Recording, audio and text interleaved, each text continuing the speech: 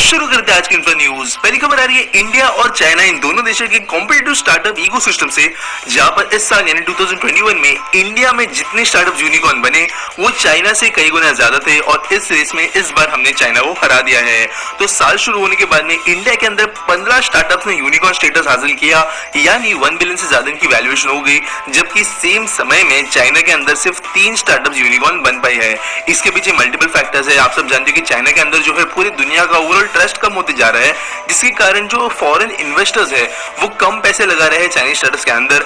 At the same time India के अंदर जो है वो इंटरनेशनल ट्रस्ट बढ़ते जा रहा है, जिसके कारण इंडिया के अंदर ज्यादा पैसे लगाए जा रहे हैं और वैल्यूएशंस बढ़ते हुए नजर आ रही है। साथ साथ जो अलग अलग चीजें की जा रही है स्टार्टअप्स को प्रमोट करने के लिए, ये भी एक इंपॉर्टेंट फैक्टर बनता है कि क्यों 15 स्टार्टअप्स अभी 6 महीने के अंदर $1 बिलियन का वैल्यूएशन हासिल कर चुके हैं। और ओवरऑल ये बहुत अच्छी बात है पूरी की पूरी इंडिया के लिए। और कुछ सालों पहले तक ऐसा कहा जा रहा था कि चाइना को इंडिया कभी बीट नहीं कर सकता, स्पेसिफिकली स्टार्टअप इकोसिस्टम के अंदर, क्योंकि वहां पर वैसा एनवायरनमेंट क्रिएट किया है, इतने ज्यादा यूनिकॉर्न्स बनते हैं, इतना ज्यादा इन्वेस्टमेंट आता है।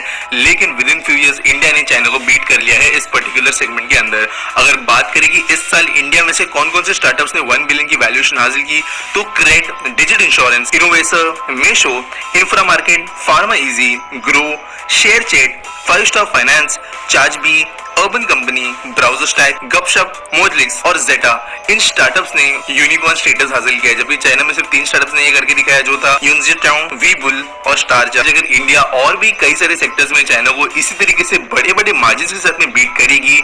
और देखते हैं अभी जो आधा बचा हुआ साल है उस टाइम में हमें स्टार्टअप इकोसिस्टम के अंदर और कौन से यूनिकॉर्न्स बनते हुए नजर आएंगे। अगली दोस्तों खबर आ रही है मुंबई में बसे हुए क्रॉफर्ड मार्केट से। 150 ईयर ओल्ड एक मार्केट है, शहर के one of the most important और क्राउडेड एरियाज में बसा हुआ। तो लंबे समय से जो बीएमसी है इसके रिनोवेशन के लिए कोशिशें कर रही थी। इसका जो बाहरी फसाड है इसका रिनोवेशन कुछ साल पहले ही किया गया था। अंदरूनी भाग में क्योंकि अभी भी ये फंक्शनल मार्केट है, इसकी वजह से सारे शॉपकीपर्स की परमिशन लेना जरूरी, स्पेसिफिकली काफी बड़ी स्केल पर और काफी ज्यादा एक्सोटिक फ्रूट्स वगैरह में डील करते हैं क्रॉफर्ड मार्केट में। इन्हें कुछ समय के लिए हटाया जाएगा 7 दिनों के अंदर, ताकि इस पूरे के पूरे फ्रूट मार्केट को बेहतर बनाया जा सके। तो दोस्तों ये जो मार्केट था यहाँ पे पिछले दशकों से ध्यान नहीं दिया गया था। ब्रिटिश एरा में बनाए गए फाउंटेन्स, बेंचेस, कम्युनल एरियाज जो इस मार्केट के अंदर एक टाइम पर लैंडमार्क्स हुआ करते थे, वो अभी आप कह सकते हो कि सिर्फ और सिर्फ स्टोरेज के लिए, लोगों के बैठने के लिए, या फिर इनफैक्ट कूड़ेदान की तरह भी इस्तेमाल होना शुरू हो गए थे। बीएमसी इस चीज को रिपेयर करना चाहती है और उनका जो ओरिजिनल पर्पस था उन्हें वहां तक पहुंचाना चाहती है।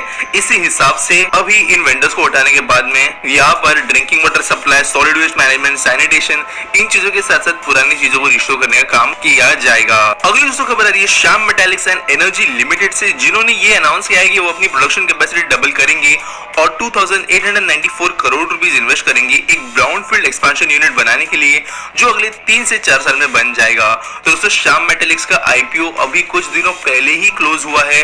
अच्छे खासे पैमाने पर लोगों ने इसके शेयर्स खरीदने की कोशिश की थी और अभी आप कह सकते हो कि जैसे आईपीओ होता है तो उस समय जरूरी होता है कि कंपनी जो है अपना नाम जो है वो ऊपर रख सके, मीडिया में वो बनी रहे। और वैसे भी काफी ज्यादा तेजी से एक्सपांड हो रही है। कंपनी थी जिन्होंने ये बहुत बड़ी एक अनाउंसमेंट की है। तो अभी ये जो प्लांट्स के लिए अनाउंसमेंट हुई है, यहाँ पर एग्रीगेट मेटल प्रोडक्शन कैपेसिटी जो होगी वो 5.7 मिलियन टन पर एनम की होगी और आगे जाकर फ्यूचर में 5.9 मिलियन टन पर एनम तक भी बढ़ाई जा सकती है। इसके अलावा ये जो नए प्लांट्स बनेंगे ये जामुरी और वेस्ट बंगाल के अंदर होंगे और इसके वजह से 20 to 25% ईयरली ग्रोथ वो एक्सपेक्ट करते हैं, ऐसा इन्होंने कहा है। इसके बनने की वजह से बड़े पैमाने पर जॉब क्रिएशन, जो लोकल इकोनॉमी है उसका डेवलपमेंट और दूसरे कई सारे फायदे होंगे, ऐसा श्याम मेटालिक्स ने कहा है। तो एक और बड़ी कंपनी जिसका भी रिसेंटली आईपीओ हुआ था वो बड़ी स्केल पर एक्सपेंशन भी करेगी, ऐसा इन्होंने क्लियर कर दिया है।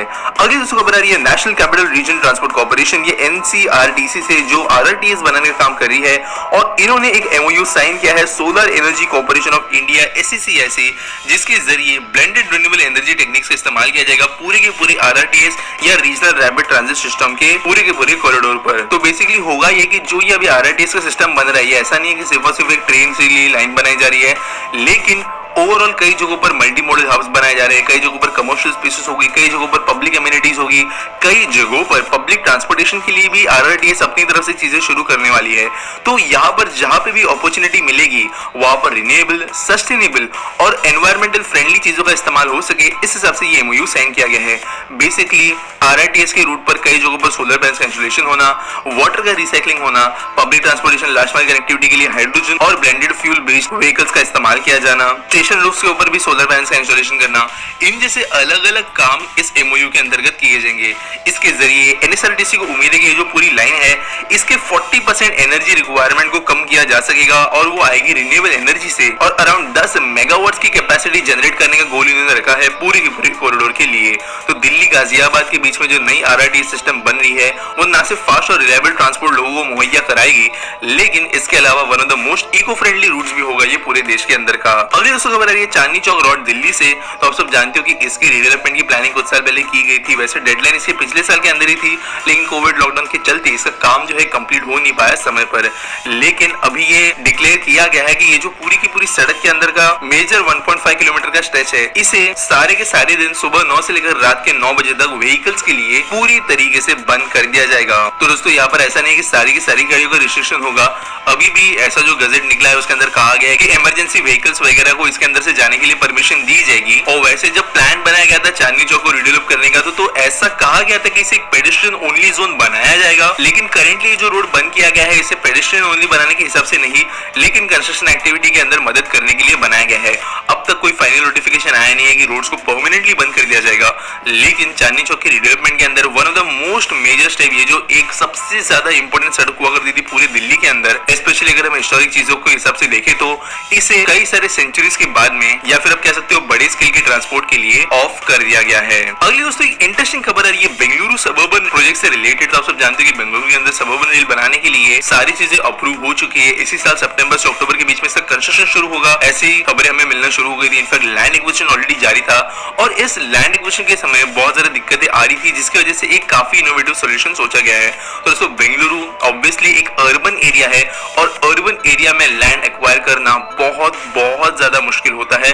ना सिर्फ ये महंगा होता है, लेकिन लोग ज्यादातर अपनी जमीनें देना नहीं चाहते अर्बन एरियाज में, कंपैरेटिवली रूरल एरियाज में इजी होता है। इसी को देखते हुए जो Karnataka rail infrastructure development corporation या KERED है, इन्होंने एक प्लान सामने रखा है जिसके अंतर्गत जो नम्मा मेट्रो है या बेंगलुरु मेट्रो है, इनके साथ में टाई अप करते हुए एक MOU साइन करते हुए किया ये जाएगा कि जो आज नम्मा मेट्रो की लाइंस चलती है इसी के ऊपर डबल स्टैक फ्लाईओवर्स बनाए जाएंगे, जिसके ऊपर एक लेयर पर चलेगी मेट्रो, दूसरे लेयर पर चलेगी बेंगलुरु की सबअर्बन रेलवे। और ये ऐसे कंटिन्यूअस स्ट्रेच पर नहीं होगा, लेकिन कुछ कुछ जो इंटरचेंजिंग पॉइंट्स है जहां पर काफी ज्यादा क्राउड होता है, उन एरियाज के स्ट्रेचेस जो होंगे वहां से ऐसे डबल स्टैक ट्रेन हमें चलते हुए नजर आएगी। करेंटली जो सबसे ज्यादा दिक्कत आ रही है अराउंड 3 किलोमीटर के स्ट्रेच में जमीन को एलोकेट कराने में, वहां पर ये चीजें इंप्लीमेंट की जाएगी, ऐसा KERED ने कहा है। और यहाँ पर कर्नाटक की जो स्टेट मिनिस्ट्री है इन्होंने ये कहा है कि 300 करोड़ रुपए जो अंदाजन खर्च आने वाला था इस लैंड एक्विजिशन के लिए, वो ना करते हुए ये 300 करोड़ रुपए वो पिलर्स कॉलम्स और जो इंफ्रा लगेगा ऐसे डबल स्टैक लाइन बनाने के लिए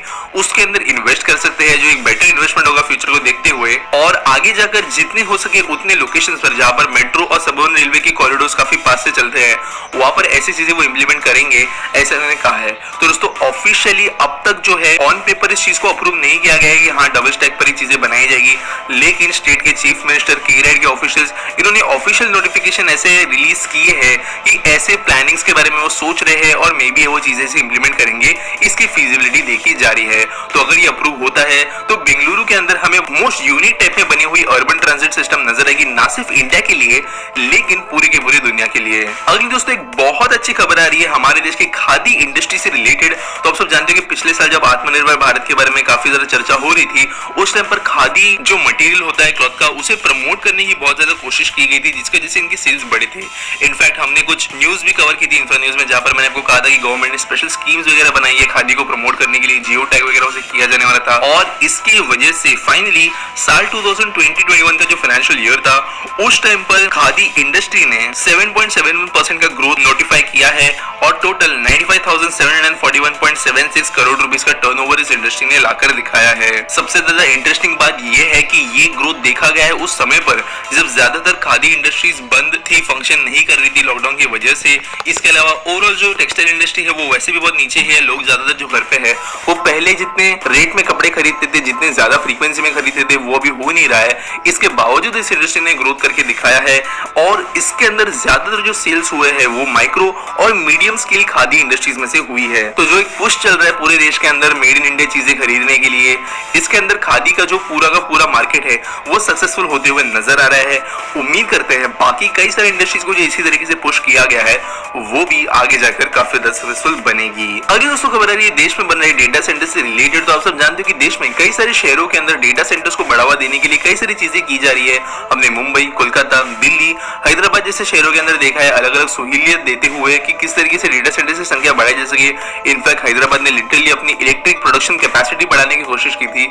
लेकिन यहाँ पर अभी खबर निकल कर आ रही है कि इस साल 13 अलग अलग कंपनीज ने नोएडा के अंदर इन्वेस्ट करने का फैसला लिया है अपनी डेटा सेंटर्स बनाने के लिए, और जो टोटल अमाउंट इसके लिए निकल कर आ रही है वो है 22,000 करोड़ रुपीस। तो यहाँ पर जो प्रोजेक्ट्स एग्जीक्यूट किए जाने वाले हैं वो होंगे हीरानंदनी ग्रुप के द्वारा जो 6,000 करोड़ की वैल्यू रखेगा, अडानी ग्रुप, इसके अलावा IndoSpace Capital Advisors, NTT Global Data Centers, Singapore government companies यहाँ पर आकर अपने डेटा सेंटर सेटअप करेगी, जिसकी वजह से नोएडा जो पहले वैसे कोई कैपिटल नहीं हुआ करता था डेटा सेंटर्स के लिए, वो अभी एक लीडिंग पोजीशन लेते जा रहा है देश के उन शहरों के अंदर जहाँ पर सबसे ज्यादा डेटा सेंटर्स मौजूद है। अगली दोस्तों खबर आ रही है कश्मीर से, जहाँ पर सारे के सारे 15 स्टेशन जो कश्मीर वैली के अंदर मौजूद है, श्रीनगर से लेकर अनंतनाग से लेकर बुदगम के बीच में उन्हें रेल वायर वाईफाई नेटवर्क से जोड़ दिया गया है। तो दोस्तों कश्मीर वैली के अंदर टोटल 15 ऐसे स्टेशन है जिन्हें particularly in valley station consider किया जाता है। काफी ज्यादा इनकी इंपॉर्टेंस है और काफी ज्यादा टूरिस्ट डेस्टिनेशन से भी ये गुजरते हैं, साथ साथ काफी सेंसिटिव जोन्स में से भी। तो पिछले साल जून में ऐसा अनाउंस किया गया था कि इन सारे के सारे स्टेशन को जो है वाईफाई से कनेक्ट किया जाएगा